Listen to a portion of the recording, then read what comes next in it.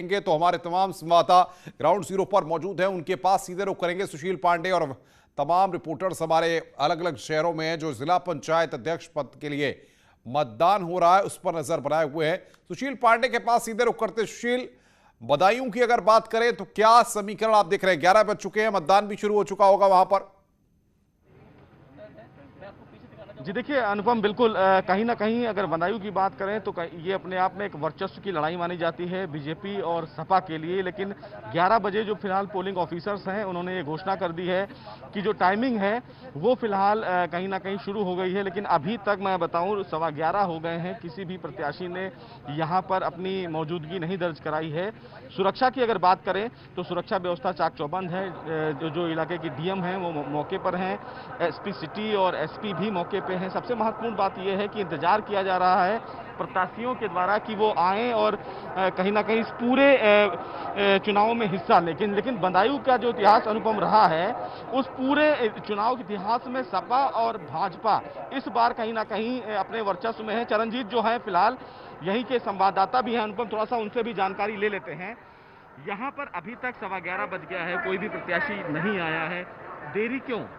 देरी सब अपने अपने कैंडिडेट को इकट्ठा कर रहे हैं, अपने जिला पंचायत सदस्य को इकट्ठा कर रहे हैं और जाहिर सी बात है अपने पक्ष में लास्ट मूवमेंट तक 3 बजे तक अपने पक्ष में करने के लिए हमेशा वो तैयार रहेंगे कि कैसे भी उनको ये वोट प्राप्त हो जाए। लेकिन जो वर्चस्व की लड़ाई मानी जा रही है, जिस जगह आपने देखा भी है कि चारों तरफ बैरिकेड्स लगाए हुए हैं, वजह क्या है कि इतनी बड़ी सतर्कता?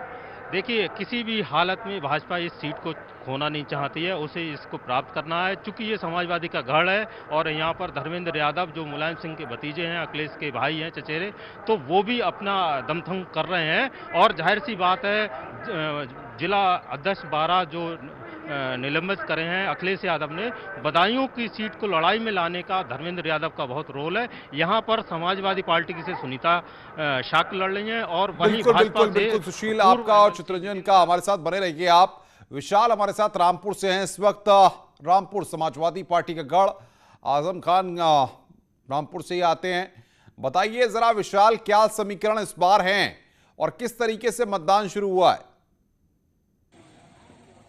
देखिए, मैं आपको बता दूं कि आजम खान के बाद जो आजम खान इस समय क्या कहते हैं सीतापुर जेल में बनते हैं, उसके बाद उनको मेदांता में एडमिट इलाज चल रहा है। उसके बाद ये जिला पंचायत अध्यक्ष की जो कुर्सी है आजम खान के बिना इस बार लड़ना है, जिनकी आजम खान की कमी को पूरा करने के लिए नेता प्रतिपक्ष राघोमित चौधरी इस समय रामपुर में मौजूद है, वो इनकी कमी को पूरा करना चाह रहा है। वही देखा जाए भाजपा जो है, भाजपा के लिए मुख्तार अब्बास नकवी जो है उन्होंने कई बार रामपुर आ चुके हैं और जो भाजपा के प्रत्याशी है ख्यालीराम लोधी, वो मुख्तार अब्बास नकवी जो केंद्रीय मंत्री उनके करीबी माने जाते हैं। तो कहीं ना कहीं देखा भाजपा और सपा में कांटे की टक्कर है। भाजपा के पास 7 सीटें हैं तो वहीं समाजवादी पार्टी के पास 11 सीटें हैं। 11 सीटें होने के बाद भी जो भाजपा है वो अपने कैंडिडेट के लिए पूरा दावा कर रही है कि हमारा प्रत्याशी जो है वो जिला पंचायत अध्यक्ष की कुर्सी में बैठेगा। बात करेंगे आज के चुनाव की और सुरक्षा व्यवस्था को लेकर मैं दिखाऊं कि देखिए किस तरह से पुलिस के प्रशासन जो है, पुलिस के कर्मी जो पूरी तरह से सुरक्षा व्यवस्था में मौजूद है। और देखिए आने जाने वालों को, चाहे वो पुलिस कर्मी हो चाहे कोई हो, हर एक को सुरक्षा कर्मी रोक रहे हैं और किसी को इस बैरिकेडिंग से बाहर नहीं जाने दे रहे हैं। तो देखा जाए कहीं ना कहीं सुरक्षा के पुख्ता इंतजाम किए गए हैं। लेकिन अब देखने वाली बात यही होगी कि आजम खान के गढ़ में बीजेपी कैसे सेन लगाती है और जिला पंचायत अध्यक्ष की कुर्सी पर कौन? बिल्कुल विशाल, आप नजर बना के रखिए। अनुज हमारे साथ उन्नाव से है। अनुज, उन्नाव की बात करें तो 11 बज गए हैं, मतदान शुरू हो चुका होगा, क्या तस्वीर वहां से है?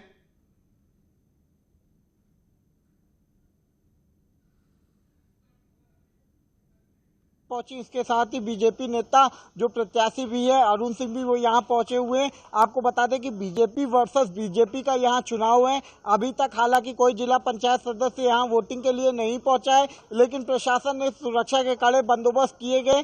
किसी को भी इस कलेक्ट्रेट के पास से गुजरने की अनुमति नहीं है, केवल प्रत्याशी ही यहाँ पर अंदर आ सकेंगे और जो उनके साथ जो वोटर है उनको आने की अनुमति है। और पुलिस का सख्त अनुज हमारे साथ उन्नाव से, लोकेश हमारे साथ कन्नौज से बने हुए हैं। लोकेश, समाजवादी पार्टी का गढ़ कन्नौज, इत्र की नगरी, इस बार किस पार्टी की महक सबसे ज्यादा फैली हुई है?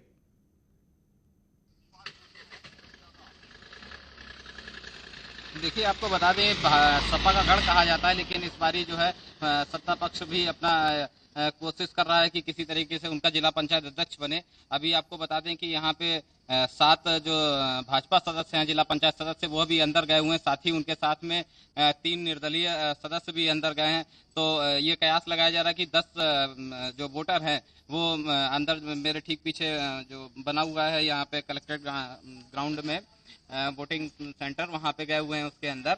और फिलहाल जो सपा और सपा के साथ जो निर्दलीय की बात की जा रही है, उन लोगों के आने का भी इंतजार है कि वो लोग भी कितनी देर में वोटिंग करने के लिए पहुंचेंगे।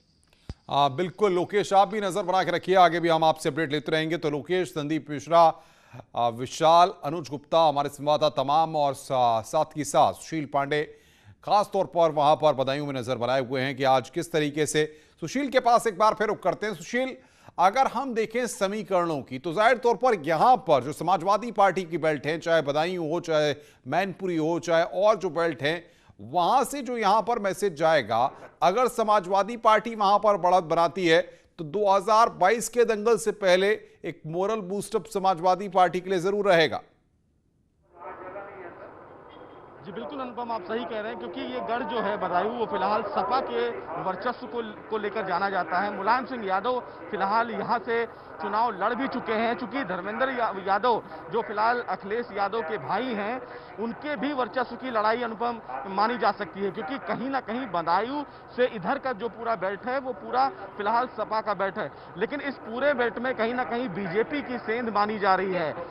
अब इस पूरे सेंध में बीजेपी कितना हद तक जाती है ये देखना बेहद अहम होगा, क्योंकि वर्षा यादव भी यहाँ की स्ट्रॉन्ग कैंडिडेट हैं, और ऐसे में दोनों जो फिलहाल कैंडिडेट्स हैं वो स्ट्रॉन्ग कैंडिडेट्स माने जा रहे हैं। लेकिन लगभग 11:30 होने को है अनुपम, लेकिन अभी एक भी प्रत्याशी फिलहाल पोलिंग स्टेशन पर नहीं पहुंचा है। तो आप खुद समझ सकते हैं कि दोनों पार्टियां कितने हद तक अपने अपने तमाम जो लोग हैं उनको मनाने की कोशिश कर रहे हैं कि आखिरी हद तक ये जो लड़ाई है वो फिलहाल जीती जाए, क्योंकि ये कहीं ना कहीं जिले का पहला दावेदार माना जाता है। और इस लड़ाई को लड़ने के लिए दोनों बिल्कुल सुशील, आप नजर बना के रखिए, तमाम हमारे संवाददाता नजर बना के रखें।